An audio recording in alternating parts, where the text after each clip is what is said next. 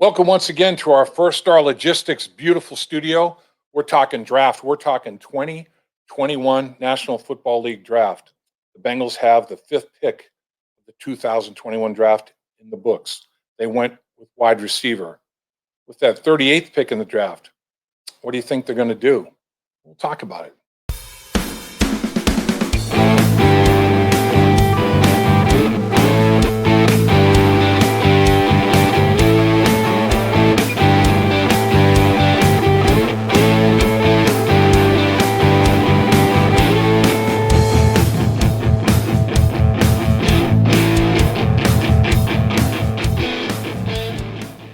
At the conclusion of the first round, something struck me last night, and I was thinking, oh, the Bengals are part of a trend.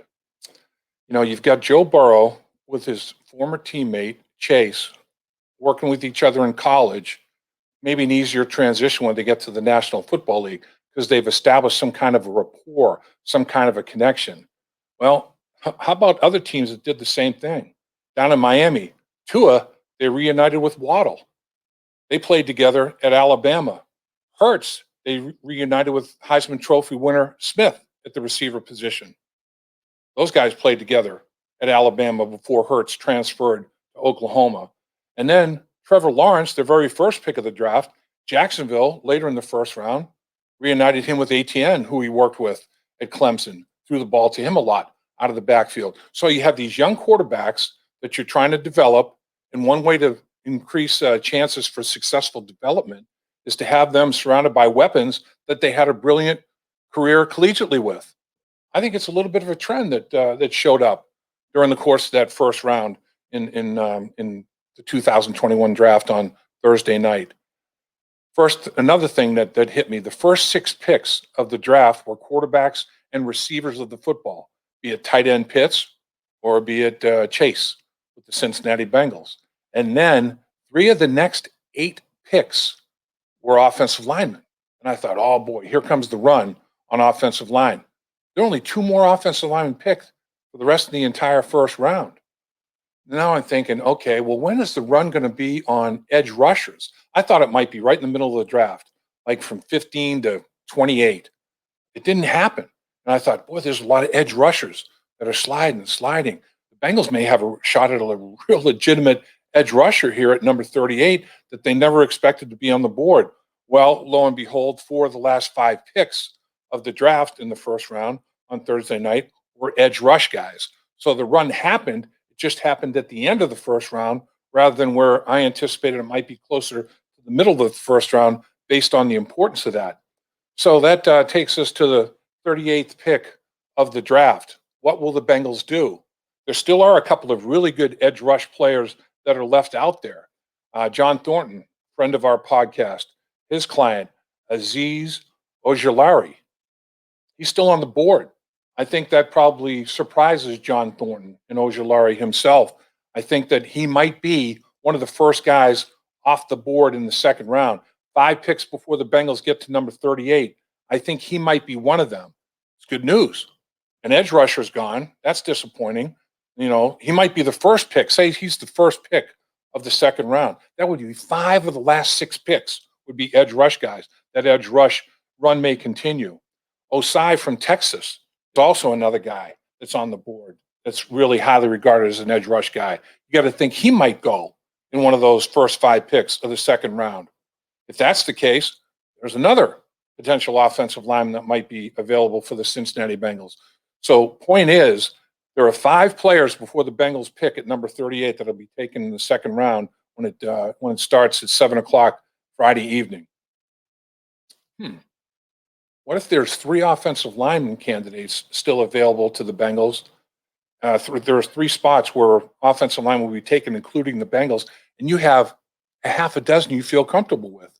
Don't rule out the possibility the Bengals may trade back. What if somebody wants to move up and the last edge rusher, oh, he wasn't taken. I have to have this edge rush guy. This is our biggest need by far. It's our only need. We're going to move up. The Bengals aren't going to move back too far, but if they feel like between edge rush and offensive line, be it tackle, center, and guard, anywhere in the offensive line, if they feel back, they can move back 5 spots and still get a legitimate, viable candidate that they hold in high regard, they would do that and pick up an extra late third or early fourth round pick, whatever the case may be. They won't move back too far, though, but they may start getting some phone calls. So that's the benefit of picking in the top 5 or 6 in every single round, like the Cincinnati Bengals are. And it's going to be interesting to see how this all unfolds. But let's say that, okay, we get to number 38 and we're going to sit and stay right there and take the best available candidate with that 38th selection. In my mind, and I think in a lot of people's minds, I know maybe a lot of you out there listening and watching, got to go with the offensive line. You passed on Penei Sewell. Sewell went 2 picks later to the Detroit Lions. All right, who's the best offensive line candidate left on the board for the Cincinnati Bengals at 38? They have to address the position to protect Joe Burrow, to allow these skilled players to do their job. Doesn't matter. You can have Hall of Famers at every skill position. If the quarterback is on his butt or he's pressure where he can't see down the football field, it doesn't matter how good those guys are. So how are we going to protect Joe Burrow? Let's take a look at some tackles that are still available, still on the board when the Bengals might be picking at 38. Who made it into the second round? Take a look at what NFL.com lists the top offensive tackles that would be left for the Cincinnati Bengals to think about. Tevin Jenkins, in a lot of mock drafts, more mock drafts than not, I saw Tevin Jenkins off the board as a first-round pick. This guy has unbelievable physicality. He just really gets after it. The fly in his ointment is the shorter arms. Let's take a look at some of his dimensions real quickly. I mean, his arms are under 33 inches, and that seems to be the break point. You talk to offensive line coaches around the National Football League, Paul Alexander, he's 33 and a half. So 33 is the cutoff spot. At the tackle position, well, he's right on the border. I think he might be a better guard than a tackle as a result of that. And in fact, I think that this offensive line is extremely deep at guard and center. I think it's a draft of guard and centers. I think some people, some of the players people are projecting to play the tackle position may end up playing guard in their careers in the National Football League. I'm not sure Jenkins is going to be there. It wouldn't have stunned me if he's off the board pretty quickly. Let's go back to our list and take a look at guys that could very well be available for the Bengals to take advantage of. The surprise to me was Leatherwood going with the 17th pick to the Raiders. I mean, I thought Leatherwood might have been a candidate at number 38. Liam Eichenberg is the guy candidate on the NFL.com list that might make some sense. But again, look at his arms, 32 and 3/8. He's under that cutoff point of 33 inches. His wingspan is under 80 inches, 79 and 3/8. His hand is not that big at a little over 9.5, but he is violent with his hands. He has a physical punch, and he played left tackle for 3 years at Notre Dame. And Notre Dame plays everybody. So he played at a high level of football and showed that he could play. So he's overcome those short arms with other physical attributes that he has. And don't be surprised if they consider Eichenberg if he's there with that 38 selection. Let's go back to the NFL.com list and see other players that the Bengals might think about. Cosme, Big Sam Cosme out of Texas, and he has definitely got some size to him. 6'6" plus 315 pounds. But as tall as he is, 33-inch arms. He is right on the border. His wingspan is over 80 inches. Plays with a little bit of a high pad level because of that height, but he played very well at University of Texas. Obviously a Power 5 conference, and people think a lot of Cosme at the tackle position. Let's take a look on the list again, and there's a couple of candidates that the Bengals might be very interested in. Let's take Dylan Raduns. This guy, he got Practice Player of the Week at the Senior Bowl. 6'5" plus, over 300 pounds, ran a sub 4.9 40, 4.8 plus 40, 32.25-inch arms. Now, does he project to a guard? I think he does. He's got an 80-inch wingspan, though, so he's got some overall length and big hands. He was a 2-star defensive end coming out of high school. This guy's got some movement ability. This guy can snap and roll his hips, and he's got a little bit of a nasty side to him, a physicality. He might be at times a little over eager, a little bit aggressive because of that former defensive line personality and might get him out of balance somewhat. For as good an athlete he is, he might be on the ground a little bit too much, but those things I think can be coached out of him. I think this is a candidate that the Bengals might think about a little bit. Let's go back to the big board once again and see who might be left for the Cincinnati Bengals at the tackle position. One guy is Spencer Brown, and I thought that he might even be here as a third-round prospect, but I think he is going up and up people's boards out of Northern Iowa. 6'8", 310 pounds plus, runs a 4.940. These guys are aliens. These guys are freaks. Look at those arms, 34 3/4, over 82 and a half inch reach, 10 1/4 hand on him. He's a big athletic guy. He has great movement skills. For a guy his size, he can really very fluid with his movements. One other guy I'd like to mention is Walker Little, back to the big board. Over 6'7", 315 pounds, was a 5-star recruit out of Texas, went to Stanford. And this guy is very good athlete. His hands right on the border, 33 3/4. His reach, though, 81 3/4 inches. He's got a good size hand on him. He is a very good athlete. The problem that he opted out last year. The year before, in 2019, he got injured in the very first game. So in the last 2 years, he's only played one football game. You got to go back to 2018 to get tape on him. Well, let me tell you one story. Anthony Munoz, when he came out of USC, the last year he played at USC, he got injured in the opener against Texas Tech, blew his knee out. Didn't play again until the Rose Bowl against Ohio State. He had a miraculous recovery, surgery, rehab, played against Ohio State, threw around those defensive linemen. Boris Gregg went out and worked him out. Anthony hit him once. He said, we're going to draft this guy. More than half the teams had Anthony Munoz off their board medically. They would not approve him medically to be drafted. 11 straight Pro Bowls later, Hall of Fame career later. So Walker Little might want to think about that a little bit.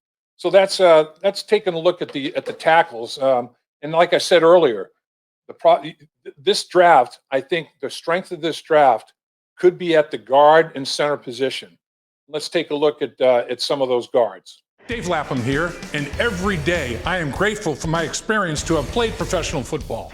As a player, I realize self-motivation, leadership, and appreciating your teammates are key. At First Star Logistics, you can use those same attributes to create the life you want for you and your family. Build your future by working hard like I did. You'll see results both on and off the field. Call First Star Logistics today and be part of our winning team. All right, let's start with Aaron Banks. Let's take a look at some of this big guy's numbers, and he does have some size to him. Those arms, 33 1/4 inch. He's got big hands. His reach is over 80 inches, 80 3/4 inches. 6'5" plus, 325 pounds, very physical. I think that, he's got some value. Played, again, a very good schedule. He and Eichenberg were two members of that Notre Dame offensive line that played well all season long. Let's go back to the big board and see what other guys might be available. And I'm not saying that these guys are going to go at 38, but I think the Bengals will address the offensive line not only at 38, I think it'll be addressed again in the 4th round. Would not surprise me if the Bengals go edge rush guy in round number 3. Trey Smith out of Tennessee. He's got some length to him. Big fella, 33 and over 33 and a half inch arms, over 6'5", 320 plus pounds. He's got some good size hands on him, and his reach overall 82 and a half inches. So I think he could go inside and win some battles inside the trenches in the National Football League. So Trey Smith could be a possibility, not necessarily at 38, but down the road as the Bengals look to add to the offensive line. Deontay Brown, you talk about big. This dude is big, out of Alabama, 6'3" plus, 345 pounds. Not the quickest in the world. His 40 time is like just under 5'6", which is not getting it done. His arm length, 32 7/8 inches. His wingspan's under 80, 73 3/8 inches, or 79 3/8 inches. So he's got some issues. He would definitely have to play inside. He would not be on the edge whatsoever. Wyatt Davis out of Ohio State, 6'3" plus, 315 pounds. almost 34-inch arms, almost over 79-inch wingspan. This guy did a great job for Ohio State. He was dominant force inside for the Ohio State Buckeyes. I think that he would be a consideration at the guard position in the National Football League draft this year. Pretty high draft pick. I'm not saying 38, though. I think the Bengals will try to stay on the outside and draft a tackle at that particular spot. And then finally, Jackson Carman. I want to put him up there because he's a Cincinnati guy, Fairfield, Ohio, went to Clemson. His arm length, 32 and a half inches. He's under that 33-inch mark. But obviously big size, you know, and he's got a significant reach on him as well. Not the biggest guy in the world in terms of arm length and wingspan, but this guy, he did a great job at Clemson. They man protected and put him in some tough situations in pass protection, and he still performed pretty well. Bottom line is, this draft, just like the Bengals thought, one of the reasons, not only the greatness of the player at the wide receiver position when they took Chase, but the fact that they felt like you take wide receiver at 5, offensive line at 38, much better total value than going the other way around. Offensive line at 5, wide receiver at 38. The proof will be in the pudding. How many edge rush guys and offensive linemen will go off the board in the first 5 picks of the second round before the Bengals make their selection? How many guys will the Bengals have on their board that they really still like at 38? At that point, if the phone starts to ring, will they trade back a few spots, pick up an additional probably 4th-round pick, and still feel like they're going to get somebody that they covet and value at that particular stage of the draft? They don't want to go back too far. Very interesting. We'll see how it all unfolds. But in my mind, there is no doubt, after taking the wide receiver, got to go big boy at number 38 and address edge rusher in the 3rd round. Double down. Come back and take another offensive lineman in the 4th round. Nothing wrong with that. We'll see what happens.